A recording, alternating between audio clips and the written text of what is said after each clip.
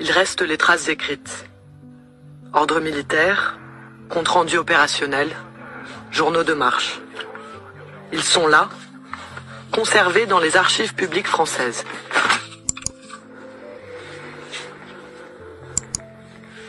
Voilà 7 ans qu'un homme se consacre à les déterrer. Christophe Lafaille est historien. Il épluche tous les cartons de la guerre d'Algérie relatifs aux armes chimiques. Comme ici, aux Archives nationales d'outre-mer, certains documents sont déclassifiés. Mais il se bat contre le ministère des Armées qui refuse l'accès à beaucoup d'autres. J'ai fait des demandes pour pouvoir accéder à ces archives sur la guerre chimique en Algérie. Et là, première demande, refus. Une nouvelle demande de carton refusée. Refus, encore une fois, archives incommunicables.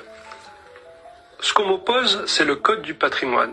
On me dit les archives qui sont contenues dans ces cartons vont vous permettre de concevoir, donc d'élaborer, de construire, de localiser ou d'utiliser des armes de destruction massive.